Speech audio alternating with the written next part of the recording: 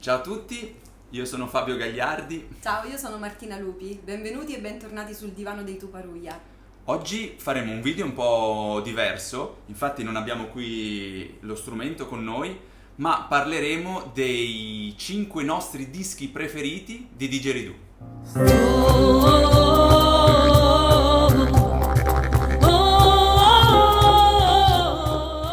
Prima di continuare con questo video, volevamo ricordarvi di iscrivervi al nostro canale YouTube Tuparuglia e attivare la campanella per rimanere sempre aggiornati sulle uscite dei prossimi video. E se poi il video vi sarà piaciuto, mi raccomando, ricordatevi di mettere like e condividere. Allora, come in ogni genere musicale, l'ascolto è fondamentale anche per saper imparare, cioè per imparare a suonare il didgeridoo. Sì. E noi abbiamo scelto 5 dischi che non sono cioè, i più belli, ma sono comunque quelli che ci hanno accompagnato e hanno avuto per noi una determinata importanza, insomma, per qualche motivo. Il primo è un disco del 2002 ed è dell'australiano Gangagiri e si intitola Tribe Vibe. Questo disco è stato, mi sembra, uno dei primi dischi di didgeridoo che ho acquistato da Fnac a Genova e l'ho ascoltato tantissimo. Gangagiri è un musicista molto molto forte, è anche un percussionista, è un polistrumentista e in questo disco unisce il didgeridoo a suoni elettronici, è registrato molto bene e secondo me è molto bello, un disco veramente veramente bello e per me insomma ci sono proprio affezionato emotivamente. Già. Il disco che io adoro è del 2001, è di Simon Mallamby, è un grande australiano suonatore di didgeridoo e in questo disco lui ha coniugato la Quale disco? Ci dica il titolo, signora. Let the Spirit Out. Let the Spirit Out, super disco, Sì. bellissimo. Fa ballare, fa davvero apprezzare il didgeridoo perché viene suonato in maniera molto ritmica ed è accompagnato da una sapiente batteria. E io in questo disco ho particolarmente apprezzato il connubio con la voce femminile e devo dire che mi ha ispirato anche perché il didgeridoo, essendo comunque sempre uno strumento solista, in questo disco viene dosato alla perfezione e non sovrasta mai la voce femminile ma la esalta, quindi davvero un bel disco da ascoltare, da ballare, da apprezzare. Ci ha accompagnato lungo numerosi viaggi. Sì. Ovviamente questa non è una classifica, sono semplicemente dei dischi che a noi appunto sono piaciuti e volevamo consigliarvi. Il terzo disco è un lavoro fatto da un nostro amico, un italiano, Andrea Ferroni, e il disco si intitola Noise and Voices ed è del 2004, mi sembra, spero di sì, di non sbagliarmi, Andrea. Questo disco è molto particolare perché ha un'esecuzione molto bella e attenta nel didgeridoo. È un disco di didgeridoo solo, ma comunque sia accompagnato da un'elettronica molto minimale, sempre comunque fatta da Andrea. Ci sono varie tecniche in questo disco e per essere insomma del 2004 è stato precursore di tante tecniche che poi sono state affrontate anche da altri musicisti. Veramente un bel disco e l'abbiamo ascoltato anche questo numerose volte, innumerevoli direi. Ve lo consigliamo. Sì.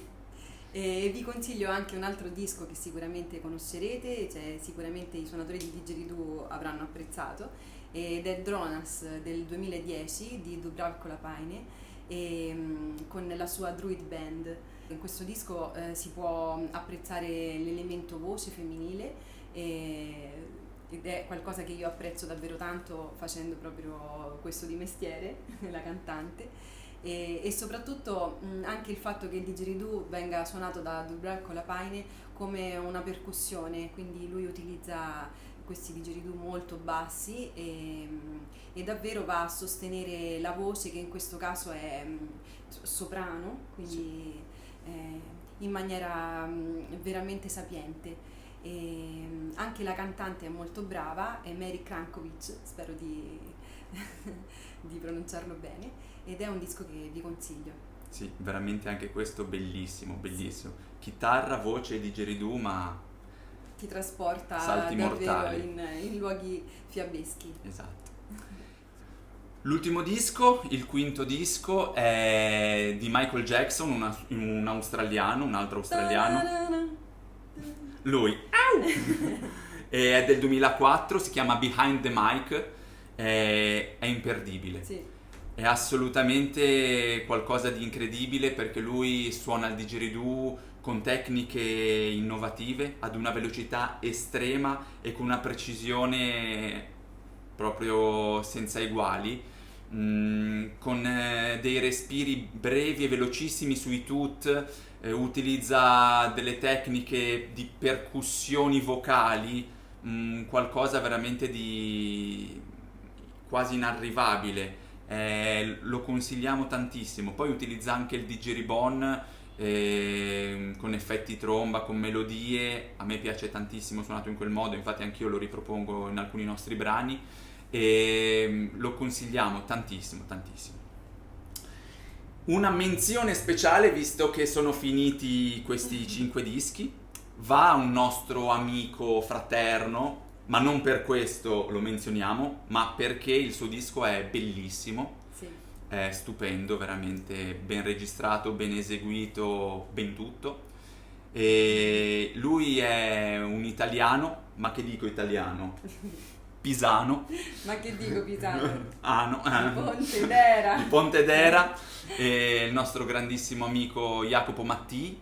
Il disco è del 2012 e si intitola Chest Factor, e anche questo è un disco di didgeridoo solo, dove Jacopo veramente affronta delle tecniche molto complesse, ma le rende talmente fruibili, talmente in maniera disinvolta, diciamo, che sembrano facili, ma in verità sono molto, molto difficili, ecco. Vi suggeriamo di andarvi ad ascoltare questo disco perché ne vale sicuramente la pena. Non abbiamo citato tanti altri dischi che potrebbero stare in questa lista, come Andrei Smejkal e altri dischi di altri artisti, non perché appunto non siano degni di nota, anzi ce ne sono tantissimi, ma perché questi 5 dischi hanno segnato per noi qualcosa, sono stati importanti in qualche momento, comunque hanno voluto dire qualcosa. Ma la cosa che poi ci farebbe piacere è che voi lasciaste invece i vostri dischi preferiti magari nei commenti sotto il video, in modo tale che possiamo scambiarci delle idee e confrontarci proprio al riguardo. Esatto, quindi di questo tema. scrivete i vostri 5 dischi preferiti, Sì. motivando se avete voglia e il perché, cosa vi ha lasciato, insomma è importante, anche perché magari vi diamo noi degli input, ma magari ce li date scambio, no? voi a noi di cose che non conosciamo, insomma. Sicuramente. Ottimo, vi auguriamo quindi buon ascolto, ascoltate e cercate questi dischi che vi abbiamo consigliato, perché troverete tanti spunti per andare avanti, per studiare.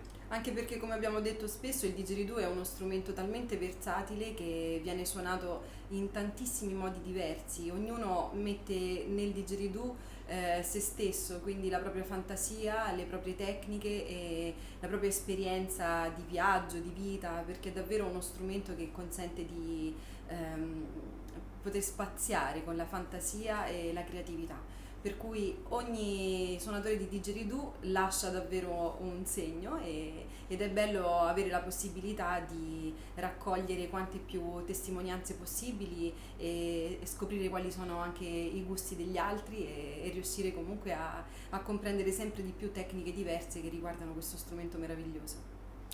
Per oggi è tutto, vi ringraziamo tantissimo. Sì. E vi ricordiamo appunto di mettere like, iscrivetevi al canale, attivate la campanella. Condividete, mettete like e seguiteci. Ci vediamo al prossimo video. Ciao. Ciao.